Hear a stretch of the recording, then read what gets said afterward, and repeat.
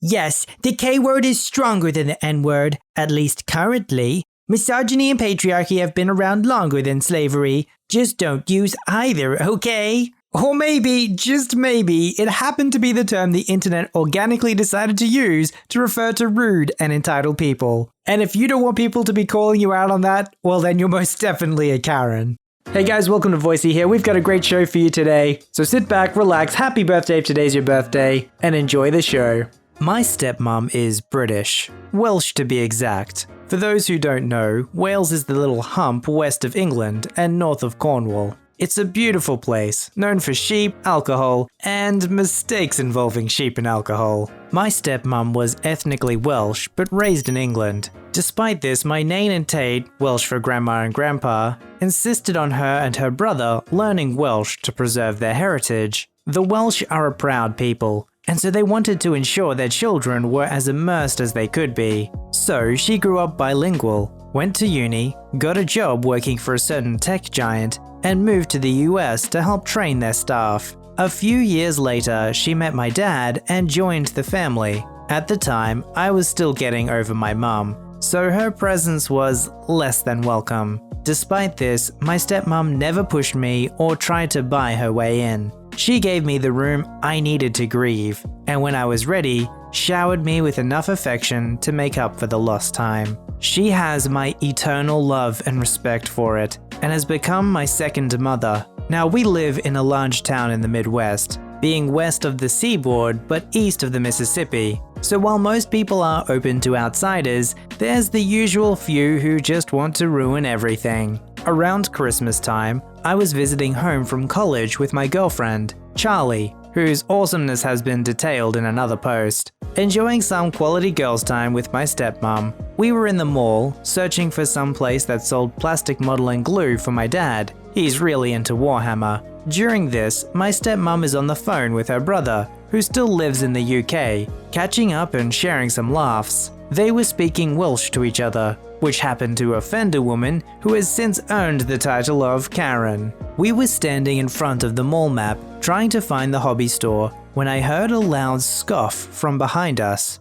I turned to see a woman dressed in a rather nice-looking business suit, corralling her kids away like they just encountered a streaker. Now, I was ready to let it go, but Charlie can get very defensive of people she likes, so she ended up calling her out. "Something offend you, ma'am?" She seemed to ponder her next move before responding with that oh-so-stupid phrase. "You're American. When you're here, you speak English, not Muslim. My kids don't need to hear that." Now, I've met some pretty stupid people in my life, even dated one, but never ever have I heard someone confusing Welsh for Arabic, which is what I assumed she meant. They're two very different languages, from two very different cultures. The only similarities between them is how little I understand them. However, for someone to be so offended by someone speaking another language, they probably also didn't immerse themselves too much in other cultures. To her, the world probably began in New York and ended in Los Angeles. It was at this point that my stepmom hung up. "Now, I know that Americans get a bad rap and all," she said in a very obvious British accent,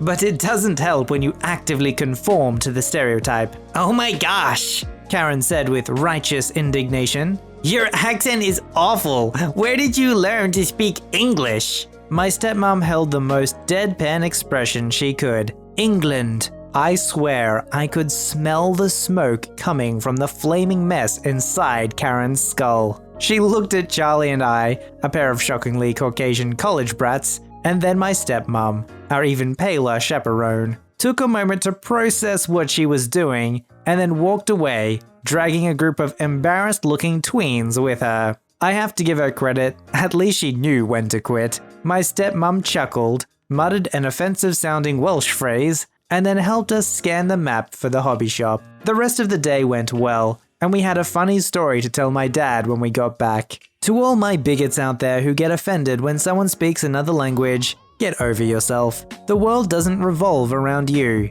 To all my bilingual friends out there who speak their native tongues, good for you. It's important to keep your culture alive. And to Karen, next time you try to accost someone for speaking something other than English, at least get the right continent. You know, she's got a very good point. If you're going to be offended, at least get offended with accuracy. Not that you had a strong case to begin with, but you automatically lose your case if you not only get the wrong language, but you say the religion instead of the language. It's like she doesn't realize that you can speak a different language and still be the same religion. I'm a 34-year-old Dutch guy without a driver's license. It sucks, but Dutch public transport kinda rocks. So for almost 2 years now, I've been using it to get to my job, and in those 2 years, I have never really had a bad experience that doesn't involve a late bus and rain. Until today, that is. Because of the pandemic, bus schedules have been adjusted to once or twice per hour. It is far from ideal, but I understand why. Kids are not going to school, so the bus company would lose money letting empty buses drive. But when it came to the schedule, I drew the short straw, because if I want to go by bus from home to my work, I would be traveling 90 minutes instead of 40, and I would arrive at work 30 minutes earlier than normal. To me, this is not an option. So I decided to cycle to work halfway. That way I cut 30 minutes out of the trip, and I get to work at my normal time. The one problem today is that I am asthmatic and it was quite windy out this morning. So I get to the bus station this morning already struggling for breath. I quickly lock my bike and walk towards the terminal, focusing on my breathing. 5 minutes later, the bus arrives. I greet the driver and sit down. A minute later, our Karen of the story enters the bus. She takes a seat on the row next to mine, and a few minutes later, the bus driver starts the bus and off we go. I still feel like I'm struggling for breath, and while coughing, I quickly get my inhaler and chamber out, assemble it, and start using it as I struggle for breath. It instantly works, and I feel precious oxygen enter my lungs. This piques Karen's attention. "What are you doing?" she asks. "Taking my medication. I have asthma, and with this weather, it's quite a struggle getting here," I replied. "Does it help with breathing?" she asked, and I nod my head. "Well..." Yes, she extended the E. "I have kids at home, and with the virus I don't want them to suffocate if they get it. So, give me that inhaler. You can get a new one." And she holds out her hand.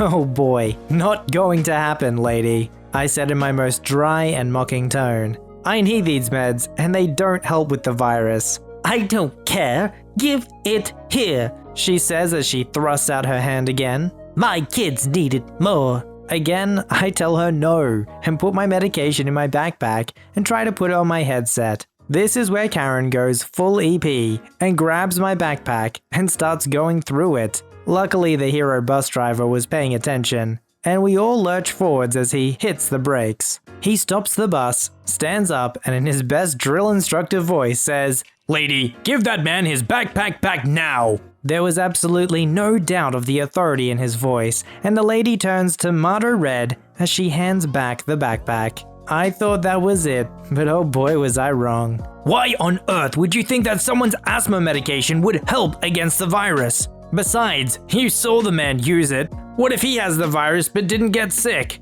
Also, he used it. You are gross, lady. Get off the bus now." The lady looks like a deer in the headlights, but doesn't move. "Get off now," Hero yells again. Finally, the lady got up and out of the bus. I thanked our hero bus driver as he sits back down and we get on our way again. As the bus drives off, I saw the lady on her phone. No assault, police, destruction of property, so it could have been much worse. Our protagonist is definitely one of the lucky ones here. We know that if you have an encounter with an entitled parent, it can end up a lot worse than this. You always gotta be prepared for the worst, because you never know what they're gonna do. This happened about 6 months ago when I was home from college. One of my favorite things to do in the city I live in is to visit the aquarium, where I can spend all day. The jellyfish are my favorites, but that's beside the point. At the end of my trip, I text our group chat and ask if anyone wanted anything from the gift shop, which they did. My total was around $80, which I didn't mind spending on gifts. I put them all in the bag I brought with me that day and set off for the train station to get back home. Before I got to my line, I decided I'd stop in this little mall type area in the city, which led to a train station, so it wasn't too far out of the way. I meander for a bit, looking at the shops and restaurants, before eventually settling for a Blizzard. It was the one with the hella chocolate fudge bits in it. I can't remember the name. And set my stuff down beside me. I like to listen to music and watch videos while I sit and eat, so I had my headphones on and the volume pretty loud. So as I'm eating my delicious treat, some little brat comes walking past and grabs my bag from the ground. I was in a tall seat and the bag was on the ground with my back to it, so I'll admit that much was my fault. But here is where it gets interesting. So I finish eating and go to grab my stuff, realizing it's gone. So I check every place I stopped, the bathroom, different shops, and all the food spots I visited, even if it was just to look at a menu. No sign of my bag. So I start to panic. What am I going to tell my friends? I don't want to disappoint them after promising treasures from the big city. Just as I was about to give up, I spot it, next to the aforementioned brat, eating with his family. So I go over to them and the interaction goes like this. Excuse me, but that bag down there is mine.